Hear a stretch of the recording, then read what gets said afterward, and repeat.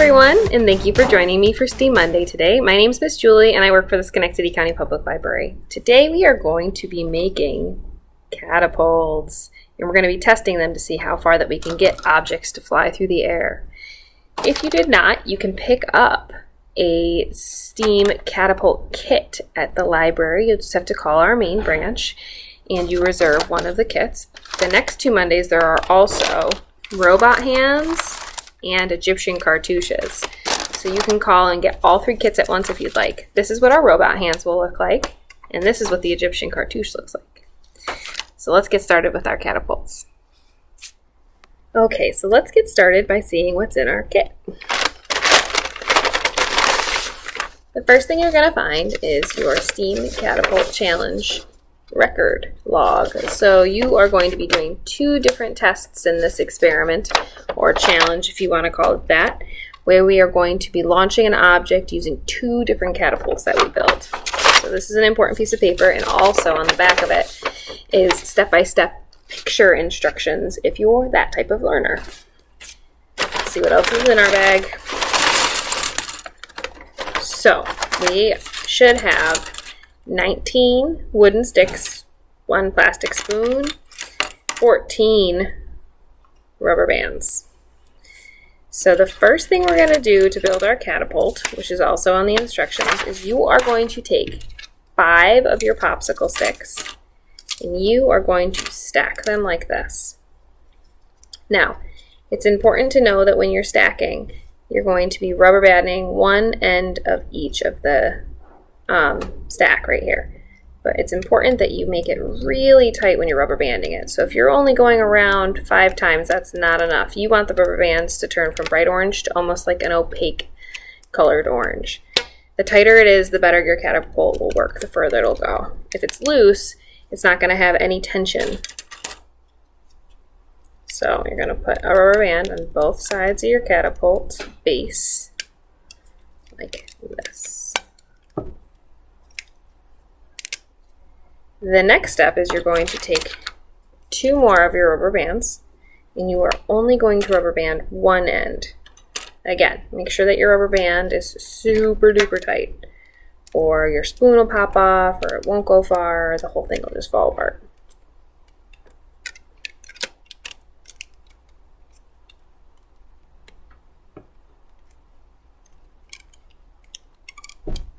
Okay. So this is what you should have so far. 5 stacked, 2 rubber bands, and 2 stacked with just one end rubber banded. The next step is going to be opening up the 2. You might need help, another set of hands from your big person. You're going to push it on to the catapult like that, as far as you can down without breaking your rubber band or your catapult. And then you're going to hold your finger there so that it doesn't slide up or down. This part's a little bit tricky. You're going to take your rubber band and you're going to go diagonal like that. You're going to have to pull it really tight. If you're struggling with this part, just ask one of the big people in your house to help you out. And then you're going to go the other way with the same rubber band like that. So it's going to look like a big X with one end open. It's getting closer to a catapult, right? We're going to attach the spoon right here next. All right. So to attach our spoon, there's 2 ways you can do it. You can slide the spoon into the rubber bands you already have, or you can attach it using new ones, or you can do a combination of both. So we're going to do a couple of different tests with our catapult, so you can always switch it up. It doesn't have to stay the way that you do it now.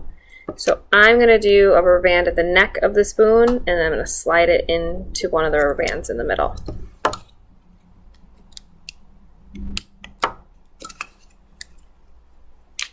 Slid it down the middle.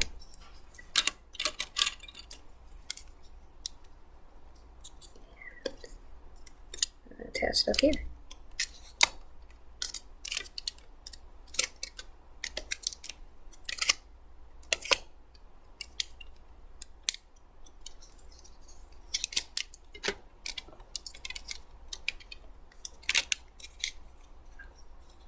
All right, So my catapult, my first one, is built. So what you're going to do is you're going to set it down. You're going to take an item, something that's a little bit heavy but not too heavy, like a penny, and you're going to put it into the bed of the catapult. You'll pull it back, and then you'll let it fly. On our worksheet, you're going to be building 2 catapults, remember. So I'm going to build the next one, and the only difference in the instructions is instead of having 5, you're going to have 10. And then the rest of all of the instructions are exactly the same. But on our little worksheet, you're going to do 1, 2, 3 different launches with each model, and you're going to measure how far your item goes. But I want you to think about things, 2 different things. Which one of your catapults is going to work better? And then how can you make your objects go farther? So once we finish building our other catapult and do our 6 tests, then we can take them both apart and build like a master huge catapult if we want.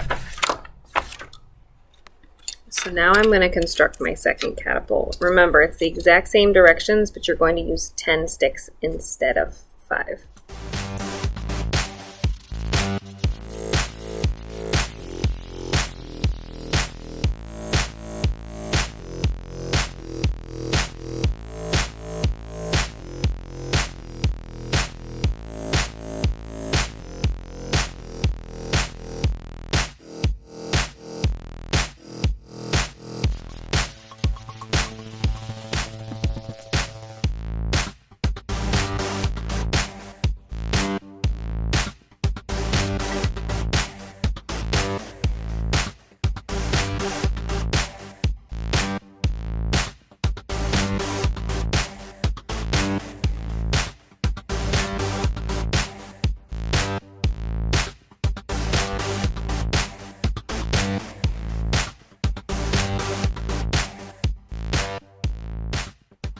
All right, so now it's time to test out our catapults. So make sure that you have your worksheet right here, and we have our 10 tall and our 5 tall. So you need to do 3 launches each for them. So I'm going to start with my little guy. I have a ruler right there. I'm just going to hold it and pull it back. And so that first launch went, he starts there, 12, 22 inches. So I'm going to put that down. All right. Launch number 2. I'm going to just mark this right here so I know where to put the other one.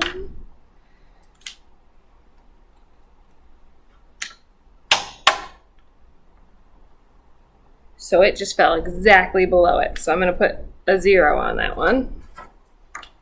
And number 3. Let's see here.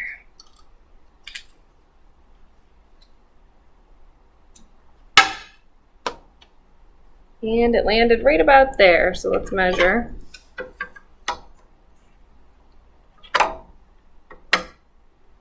So that one went about 25 inches. All right, so we have 22, 0, and 25. That's a pretty big range.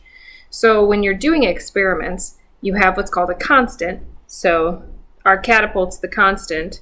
And then the amount of force or pressure I'm putting on the spoon, that's kind of a variable. I can't do it the same every time. Or the angle at which the penny sits inside the spoon. So those are all things you should think about when doing an experiment. I'm going to get my penny, and we are going to try our other little guy. All right, so now we're going to test the catapult that has the 10. So I have it lined up right where the other one was when we launched it. I'm going to hold the penny, and I'm going to... Another 0. All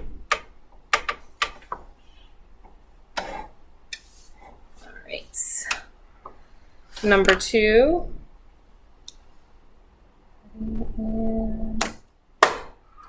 Whoa, that one flew all the way to the wall. So I'm going to say about 5 feet.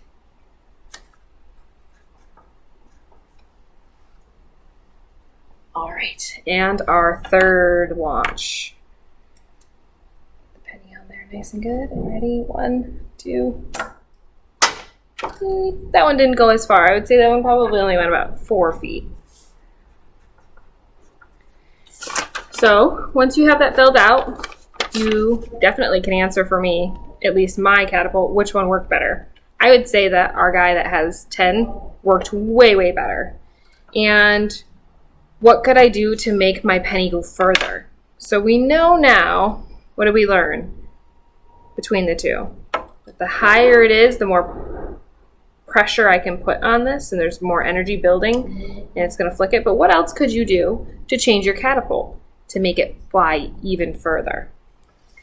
So now at home, you have the freedom to take these apart and build all sorts of different catapults. Maybe you'll put 6 and 6 and make it really extra fat at the bottom and tape it together and see what happens. Or adding some height at the bottom of this. Once you create your best catapult yet, make sure that you post a picture for us to see on our Facebook page so that we can build things just as cool as yours. And thank you so much for tuning in. I hope that you join me next week for the Egyptian Cartouche program and the following week for my robot hands. I hope you have a great day.